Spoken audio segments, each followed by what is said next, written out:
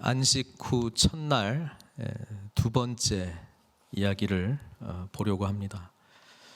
지난주 부활주일에 우리가 누가복음의 기록을 통해서 예수님께서 안식 후 첫날에 일어난 그 빈무덤 사건을 우리가 살펴보았습니다.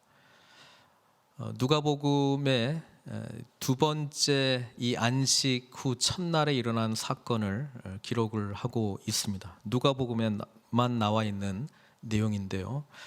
이 말씀을 묵상하면서 정말 하나님께서 우리들에게 지금 이런 상황 가운데서 뭐라고 말씀하시는가 함께 귀 기울여 들으시기를 바랍니다. 13절에 보면은 그날에 그렇게 기록을 하고 있습니다. 우리가 지난주에 살펴봤던 빈 무덤, 새벽에 여인들이 찾아갔을 때에 예수님의 시신은 보이지 않고 이제 빈 무덤이 나타나고 천사들이 나타나서 예수님은 살아나셨다라고 하는 그 사건이 일어난 같은 날입니다. 자, 안식 후 첫날은 예수님께서 부활하신 새로운 시대가 시작되는 날입니다. 우리 하나님 입장에서는 이 날만을 기다렸다고 해도 과언이 아닐 정도로 이 날은 너무나도 이 구속사, 하나님의 구원 역사 속에서 엄청나게 중요한 날입니다. 그런데 이 엄청난 사건 앞에서 우리는 여인들의 모습도 그렇고 오늘 여기 엠마오로 가는 두 제자의 모습도 그렇고 하나님께서 엄청나다라고 여기시는 것만큼 그들은 받아들이지 못하는 모습을 보게 된다는 것입니다. 이 안식 후 첫날은 예수님의 시대가 이제 새롭게 열린 것입니다.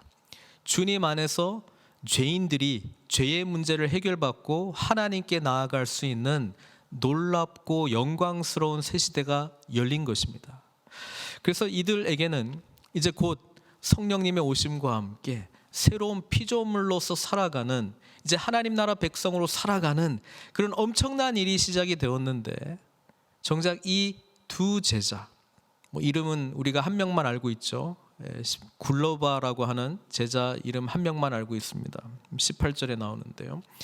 이 제자, 이 두 명의 제자는 엠마오로 가고 있습니다. 그래서 오늘 우리가 읽었던 이 대목은 엠마오로 가는 제자 이렇게 타이틀을 붙이기도 합니다만은 저는 그것보다는 예루살렘을 떠나는 제자, 이게 제목이 더 맞는 것 같아요. 왜냐하면 엠마오로 왜 가는지, 무엇을 위해서 가는지 여기에 기록이 안 돼 있습니다. 이들이 엠마오로 가는 이유는 그냥 예루살렘을 떠나고 싶은데 이제 가다 보니 엠마오가 그냥 있는 거예요. 엠마오에 특별히 할 일도 없습니다. 이 두 제자는 예수님께서 사역을 하시는 동안 그분 가까이 있었습니다. 12명의 제자는 아니었습니다만은 확장된 누가복음에서는 또 70명의 제자들이 또 있었다고 기록하고 있지 않습니까? 그러니까 예수님과 가까이 있었습니다. 예수님의 음성을 들었습니다. 그분의 엄청난 사역을 경험했습니다. 그런데 이 예수님께서 죽으셨단 말이죠. 예수님의 죽음과 함께 이들의 꿈도 죽었습니다. 사라졌습니다. 산산조각이 깨어졌습니다. 그들이 예수님에게 기대하고 있었던 것이 있었는데 그 모든 것이 와르르 무너졌다라고 하는 것입니다. 예루살렘, 이전에는 주님께서 그곳을 완전히 바꾸실 거라고 생각했습니다. 며칠 되지도 않았습니다. 호산나 다윗의 자손이여 라고 온 예루살렘 사람들이 종려나무 가지를 들고 흔들던 때가 며칠 되지 않았습니다. 그때 그들이 얼마나 흥분했겠습니까? 이제 드디어 메시아의 나라가 오는구나. 이제 드디어 세상이 완전히 뒤어바뀌는구나. 이제 정말 하나님의 시대가 도래했구나. 이렇게 생각했을 거예요. 그런데 예수님께서 죽으셨습니다. 그냥 죽으신 게 아니고요, 아주 처참하게 죽으셨습니다. 나무에 달려 죽으셨습니다. 우리 신명기에 보면 나무에 달려 죽은 자는 저주를 받은 자라고 기록이 되어 있습니다. 이토록 저주받은 모습으로 자신들의 모든 기대를 한 몸에 안고 있는 예수님께서 죽으셨기 때문에 이들은 예루살렘이 더 이상 소망, 희망, 자신의 꿈을 이룰 수 있고 정말 내 인생의 모든 것을 맡겨도 될 만큼 삶의 목적이 부여된 곳이 더 이상 아니었습니다. 그러니까 이 두 제자는 그냥 떠나는 것이죠. 절망으로부터, 실패로부터, 와르르 무너진 자신의 꿈, 비전, 소망 이런 걸 다 뒤로 하고 이제 어디로 갈지는 모르겠으나 그냥 가자. 그냥 가다 보니 엠마오를 향해서 가고 있었다는 거예요. 예루살렘을 떠나는 두 제자. 근데 이 안식구 첫날은 하나님의 놀라운 역사의 시작이었는데 정작 이들은 그것을 전혀 보지 못하고 눈이 어두웠죠. 예수님이 왔는데도 못 보죠. 그러니까 눈이 어두우면 여러분 우리는 절망만 보이는 것 같아요. 우리 하나님의 임재가 보이지 않으면 정말 우리는 소망이 없는 것 같아요. 시편에 이런 말씀이 있습니다. 시편 122편 6절 말씀입니다. 예루살렘을 위하여 평안을 구하라. 예루살렘을 사랑하는 자는 형통하리로다. 물리적인 예루살렘을 의미하는 것이 아니고 예루살렘에 가면 성전이 있잖아요. 근데 그 성전이 예수님께서 무너뜨리시고 예수 그리스도의 몸이 성전이시잖아요. 예수님 자체가 성전이시잖아요. 또 그분의 영을 받은 우리도 성전이잖아요. 그러니까 하나님의 임재를 말하고 있습니다. 하나님의 임재를 소망하는 자, 예수 그리스도 안에 있기를 소망하는 자, 그리스도 안에 있는 자, 바로 그 사람들이 형통한 삶, 하나님께 복받은 삶을 살게 되는 것인데 이들은 하나님께서 놀라운 일을 시작하신 예루살렘을 버리고 떠나고 있었다라고 하는 것입니다. 오늘 본문을 다시 한번 보면 이렇습니다. 그날에, 하나님의 그날, 이들에게는 절망의 그날, 소망 없음의 그날, 꿈이 와르르 무너진 그날. 근데 정작 하나님 입장에서는 놀라운 그날입니다. 그렇죠. 이들은 예루살렘에서 25리, 그러니까 마일로 계산하면 한 7마일 정도 되는 거예요. 엠마오라 하는 마을로 가면서 이 모든 된 일을 서로 이야기하더라. 자, 이들의 대화 속에서는 지금 이때까지 한 주 동안에 일어났던 특별히 예수님의 죽음과 또 어떤 여인들이 그 예수님께서 죽으시고 3일 후에 그 무덤에 갔는데 빈 무덤이 있고 시체는 없고 그리고 천사들이 나타나서 예수님이 살아났다, 뭐 이런 이야기들, 그리고 또 그 중에 또 몇 명은 또 그 빈 무덤에 가서 그것을 확인하는 그 이야기 뒤에 나오긴 합니다만은 그 이야기를 주거니 받거니 지금 하면서 이게 도대체 무슨 의미인가?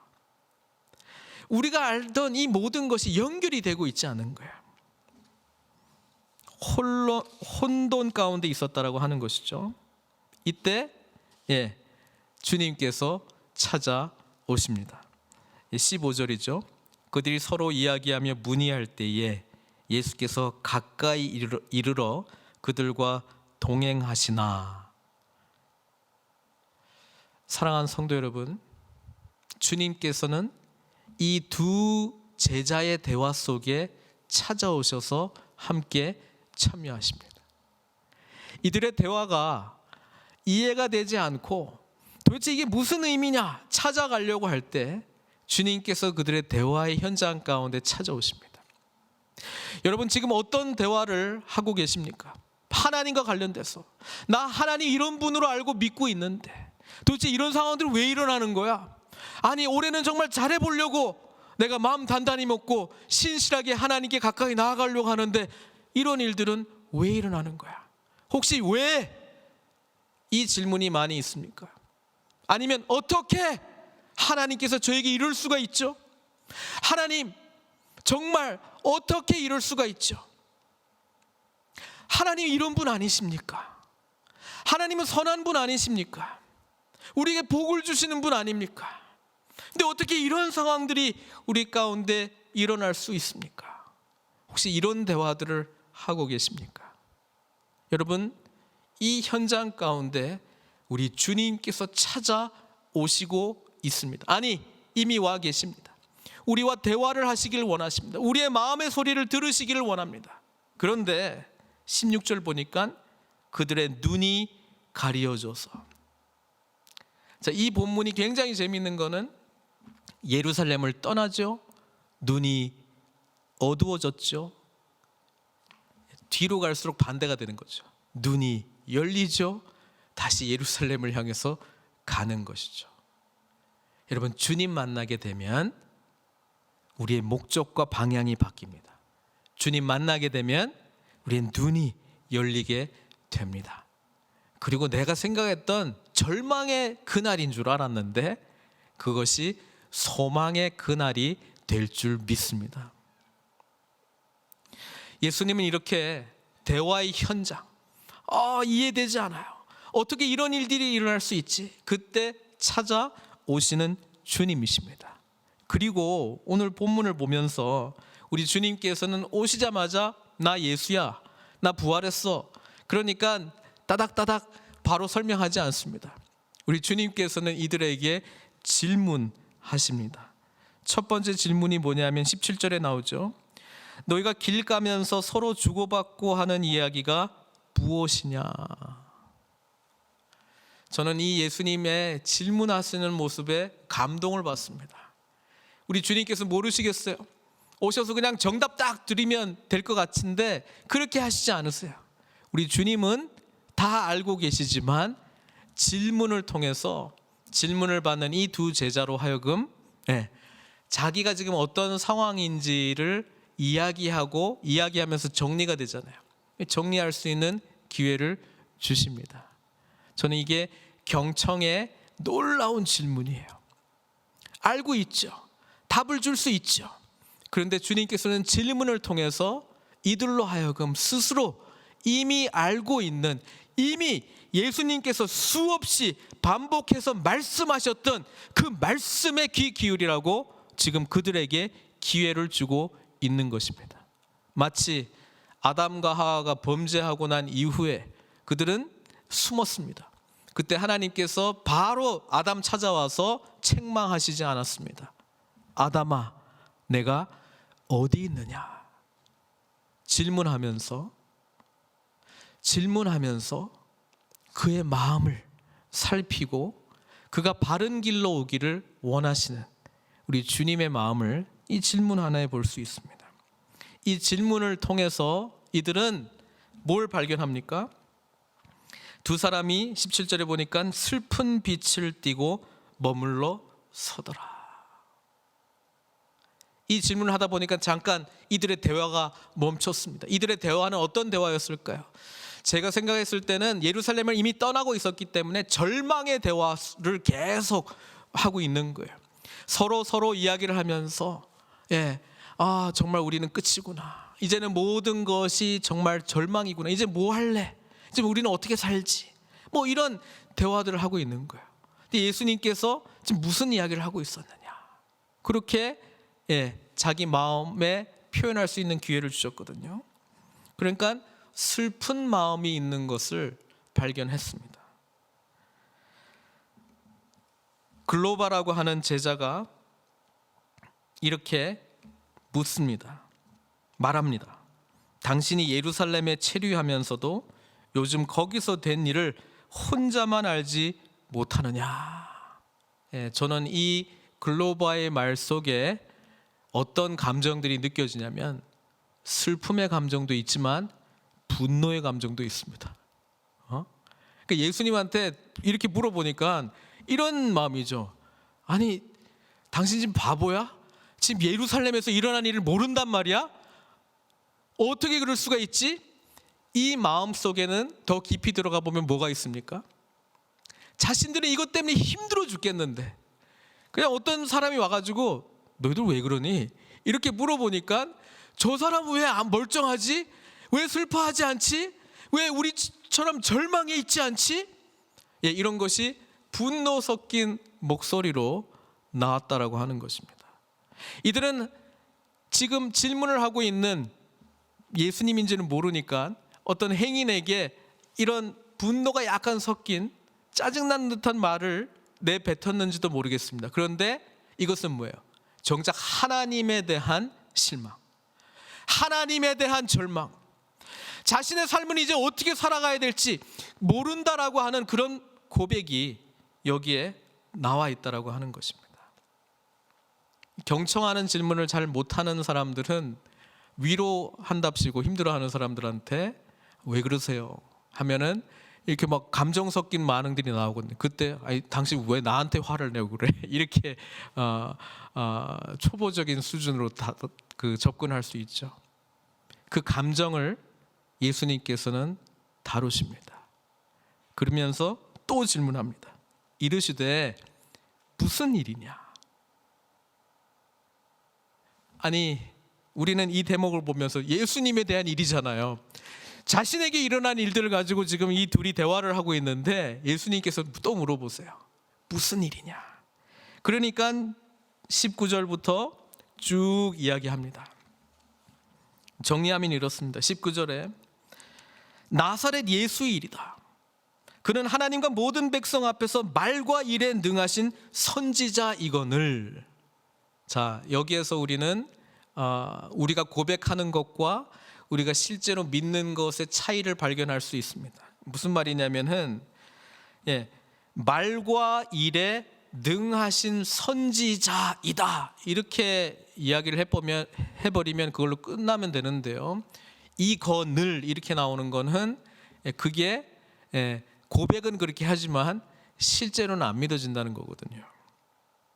그러면서 20절에 안 믿어진 가장 큰 이유가 뭐냐면 대제사장들과 관리들이 사형 판결에 넘겨줘 십자가에 못 박았느니라. 우리는 이 사람이 이스라엘을 속량할 자라고 바랐노라. 이들은 정말 메시아라고 생각했다는 거예요. 그리고 이 일이 일어난 지가 사흘째요. 그러면서 이해되지 않는 것이 부활했다라고 하는 것을 목격했던 여인들의 이야기, 또 빈 무덤 사건을 이어서 말하고 있습니다. 예수님께서 이 이야기를 쭉 듣습니다. 그리고 그들이 말했던 것 중에서 선지자라고 하는 단어를 끄집어내셔서 그들을 책망하십니다.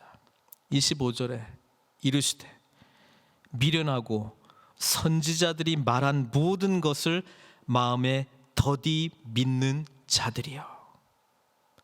예수님을 말과 그렇죠? 일에 능하신 선지자라고 너희들이 믿었느냐? 선지자가 뭐 하는 사람인데? 선지자는 능력을 나타내는 사람이기도 하지만 1차적인 역할은 하나님의 말씀을 대언하는 사람 아니냐? 그럼 너희들이 지금 무슨 일이냐라고 하는 이 질문에 대해서 예수님을 선지자라고 정말 믿었다면 그 선지자가 했던 하나님의 말씀이 무엇인지를 이야기를 하고 그 말씀에 근거해서 이 모든 상황들을 풀어내야 되는데 그건 하나도 없는 거예요. 여러분, 이 제자들은 이 감정만 빼놓으면 엄청난 하나님의 그날 사건이 되는 거예요. 예수 그리스도를 십자가에 못 박았느니라. 그리고 예수 그리스도께서는 부활하셨느니라. 이게 예수님께서 살아생전에 우리들에게 여러 번 번번이 말씀하셨던, 그리고 모든 구약의 예언자들이 선포했던 메시아 사건임을 그들은 알아차렸을 거예요. 그런데 일어난 사건을 뭘 기준으로 판단합니까? 말씀 기준이 아니고 순전히 자기 기준입니다. 여러분, 이 자기 기준이라고 하는 게 좋은 것 같은데요, 이게 얼마나 어리석고 얼마나 눈이 가려워진 상황인지 성경은 오늘 잘 이야기해주고 있지 않습니까? 십자가에 못 박았느니라. 슬픔, 절망, 여기서 끝난 거예요. 뒤에 일어난 것들은 믿어지지도 않는 거예요. 우리 주님께서는 그들에게 선지자들의 말을 더디 믿는 자들이라고 이야기를 하면서 26절에 담대하게 선포하지 않습니까? 그리스도가 이런 고난을 받고 자기의 영광에 들어가야 할 것이 아니냐. 이에 모세와 모든 선지자의 글로 시작하여 모든 성경에 쓴 바 자기에 관한 것을 자세히 설명하시니라. 사랑하는 성도 여러분, 우리도 지금 질문이 많아요. 우리도 지금 일어나고 있는 이 모든 상황 가운데 여러 전문가들의 답들이 있어요. 우리도 우리가 어떻게 해야 되는지 나름대로 최선의 시나리오를 가지고 있어요. 그런데 최상의 시나리오는 하나님의 말씀 안에서 찾으셔야 됩니다. 여러분, 이것이 보일 때에 아무리 절망적인 우리의 그날이 하나님의 영광스러운 능력의 그날로 변화될 줄 믿습니다. 우리가 말씀 안에서 부활하신 주님을 만나게 되면, 그리고 우리의 어두워졌던 눈들이 밝은 모습으로 주님을 바라보게 되는 그 놀라운 은혜를 경험하게 되면 어떤 순간도 어떤 상황도 하나님의 능력이 나타나는 영광스럽고 선하신 하나님의 그날로 바뀐다라고 하는 사실입니다. 혹 우리 마음 가운데 이런 미련함이 있습니까? 하나님의 말씀을 듣기는 들었는데 더디 믿고 있습니까?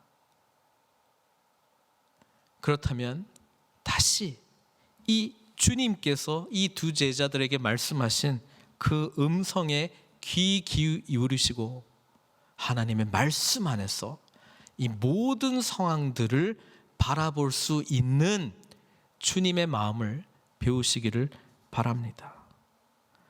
이들이 마을에 가까이 도착했습니다. 그리고 주님과 더 교제하기를 원했어요. 그래서 함께 머물기를 원한다라고 주님 앞에 간청합니다. 주님은 그들과 함께 머무르십니다. 그리고 같이 식사 교제를 합니다. 여러분, 이 식사 교제를 하실 때 주님께서 30절에 나오죠. 그들과 함께 음식 잡수실 때에 떡을 가지사 축사하시고 떼어 그들에게 주시니. 자, 이 본문이 누가복음에 이 단어들이 거의 그대로 사용된 부분이 있어요. 그게 어디냐면 누가복음 9장 16절 말씀입니다. 예수께서 떡 5개와 물고기 2마리를 가지사 하늘을 우러러 축사하시고 떼어 제자들에게 주어 무리에게 나눠주게 하시니. 예수님께서 바로 이 축사하시고 떡을 떼는 이 장면, 이 부활하신 제자들과 교제하는 이 장면인데, 누가복음을 찬찬히 자세하게 읽어보면 이것이 9장 오병이어 사건과 그대로 연결되는 것을 우리는 발견할 수 있습니다. 그리고 이때 그들의 눈이 밝아졌다라고 성경은 기록하고 있습니다. 제가 이 말씀을 묵상하고 또 우리 여러 주석들을 읽는 가운데 재밌는 통찰력을 가진 한 주석을 좀 보게 됩니다. 창세기에 보면 아담과 하와가 처음으로 범죄하게 된 사건은 먹는 사건 때문에 범죄하게 됩니다. 그렇죠? 하나님께서 금하신 선악과를 먹었습니다. 그리고 그때에 뭐라고 기록되어 있냐면은 창세기 3장 6절 7절 한번 같이 보려고 하는데요. 여자가 이제 사탄이 여자를 먼저 유혹하잖아요. 그 나무를 본즉 먹음직도 하고 보암직도 하고 지혜롭게 할 만큼 탐스럽기도 한 나무인지라 여자가 그 열매를 따먹고 자기와 함께 있는 남편들에게 주매 그도 먹은지라 이에 그들의 눈이 어떻게 됐다고요? 밝아졌습니다. 와, 그들의 눈이 밝아져 자기들의 벗은 줄을 알고. 창세기에 기록된 첫 번째 창조 이후에 첫 번째 먹는 사건은 죄가 우리에게 임하는 사건하고 연결이 되는데요. 이때 그들의 눈이 밝아졌어요. 근데 이 밝아진 눈이 어떤 눈이냐면 죄가 들어와서 밝아진 눈이에요. 죄가 들어와서 밝아진 눈은 뭘만 쳐다보는 줄 아세요? 땅의 것을 쳐다보게 되어 있습니다. 그리고 땅의 것을 쳐다볼 때에 어떤 마음이 드는 줄 아세요? 보암직도 하고 먹음직스럽기도 하고 탐스럽다. 예, 욕망을 채우는데 눈이 밝아진 거예요. 그런데 안식 후 첫날 새로운 창조가 일어나는 이 여러 이야기들이 기록되는 가운데에 첫 번째로 먹는 식사 장면에서 이 눈이 밝아졌다라고 하는 것을 연결하면서 새로운 창조 시대에 우리 인간의 눈이 땅의 것을 바라보면서 욕망을 채우기 위해서 눈이 밝아진 것이 아니고 하나님의 영의 양식, 말씀을 먹는 데에 우리의 눈이 열려졌다는 것입니다. 그러면서 여기서 그 글로바가 나오잖아요. 두 제자. 우린 보통 두 남자 제자가 아니겠는가 이렇게 생각하고 있는데요. 글로바라고 하는 이름이 성경 다른 곳에 한 군데 또 등장하는 곳이 있습니다. 어디 등장하냐면 요한복음에 등장합니다. 요한복음 19장 25절에 보면 예수님께서 십자가에서 못 박혀 돌아가실 때에 예수님의 십자가 곁에 있는 사람들이 기록이 되어 있습니다. 그 어머니와 이모와 글로바의 아내 마리아. 그래서 어떤 학자들은 지금 이 두 제자가 글로바하고 글로바의 아내 마리아로 보고 있습니다. 그럼 이들은 새로운 창조의 대표자들로서 그들이 예수님의 부활, 안식 후 첫날, 하나님의 그날이 이루어진 그 시점에 첫 번째 먹는 음식, 주님과 함께 먹으면서 그들의 눈이 밝아졌습니다. 우리 욕망 때문에, 탐심 때문에 땅의 것을 바라보는 이것에서 눈이 밝아진 것이 아니고요, 우리 누가복음 보면은 떡을 들어서 하늘을 우러러 축사하시는 주님의 이 장면이 기억이 되면서 주님께서는 하늘을 향해서 시선을 돌렸습니다. 그리고 영의 양식을 이들에게 먹이셨습니다. 그리고 이들의 눈이 밝아져서 새로운 창조와 함께 그들은 이제는 영의 양식을 먹고 죄의 종로를 타는 것이 아니라 생명의 양식을 주시는 주님을 섬기는 자들로 이들의 삶이 완전히 바뀌었다라고 하는 것을 의미하고 있습니다. 이게 부활하신 주님을 만난 저와 여러분들에게 주시는 놀라운 은혜이자 축복이라고 하는 것입니다. 여러분, 이 눈을 발견하기 위해서는 하나님의 살아있는 말씀 안에서 오늘 우리에게 느껴지고 경험되는 모든 사건들을 바라볼 수 있는 눈이 있어야 됩니다. 그럴 때 우리의 눈이 밝아지게 됩니다. 오늘 본문에 보니까 예수님이시다 라고 하는 걸 알아챈 순간 주님께서는 사라졌습니다. 그리고 이들은 발걸음을 돌려서 전에는 예루살렘을 떠난 삶이었다면 이제는 다시 주님 만나니까 어디를 향해 갑니까? 예루살렘을 향해서 다시 가게 됩니다.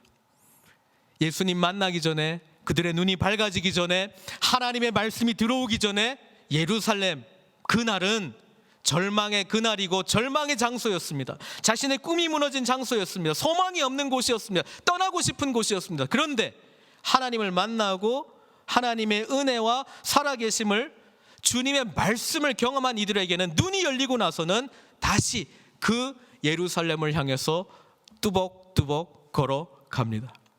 이제 그날은 절망의 그날이 아니고 예수님께서 부활하신 그날, 하나님의 새 창조가 일어나는 안식 후 첫날, 이제는 새로운 시대가 도래하는 그 안식 후 첫날, 그 현장이 일어났던 그곳을 향해서 이들은 걸어가고 있었던 것입니다.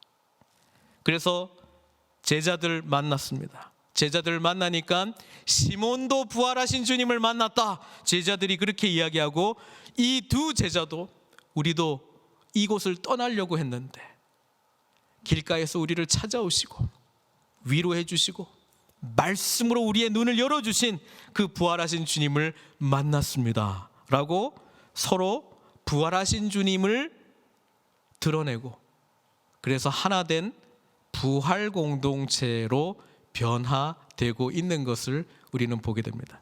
저는 이게 놀라운 하나님의 은혜라고 생각합니다. 여러분, 우리가 지금 이 상황을 절망, 어떤 사람은 이제 대공황으로 이제 진입하는, 그렇죠? 이제 앞으로 미래가 굉장히 불투명해지는, 일하시는 분들 이 병에 걸리는 거는 둘째치고, 그러니까 일하고 생존하는 것에 대한 두려움으로 우리는 보내고 있는지도 모르겠습니다. 이때 더욱더 하나님을 만나셔야 됩니다. 더욱더 하나님의 살아있는 말씀을 사모하십시오. 그리고 우리의 눈이 이 땅의 것에 대해서 열리는 것이 아니라 하늘의 것으로 눈이 열려서 하나님의 새 창조 시대에 우리가 어떤 삶을 살아가야, 그것이 보여지시기를 바랍니다. 셧다운 됐을 때 우리는 무엇을 바라보아야 됩니까? 하늘을 바라보아야 됩니다. 그리고 시편, 우리 서바이벌 오늘까지 이제 하시게 될 텐데요, 46편 10절에 기록되어 있는 것처럼 너희는 가만히 있어 내가 하나님됨을 알지어다. 하나님을 보시길 바랍니다. 하나님이 얼마나 위대하신 분이신지를 보기를 바랍니다. 하나님의 그 날로 오늘을 보시기를 바랍니다. 하나님 안에 소망이 있고 말씀 안에 소망이 있습니다. 오히려 이때에 여러분, 절망의 그 날로, 절망의 이 장소로, 이 생각으로부터 벗어나기를 원하신다면 소망의 그 말씀을 향하여 우리의 눈을 하늘로 올려드리고 주님의 살아계심을, 주님의 위대하심을 바라보시기를 주님의 이름으로 축원드립니다. 시간 같이 기도하기를 원합니다.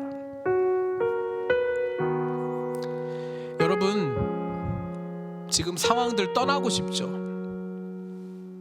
이 절망의 상황들, 때로는 공포의 상황들, 불투명의 상황들, 두려움의 상황들로부터 우리는 늘 떠나고 싶습니다. 누가 여기에 그대로 있고 싶습니까?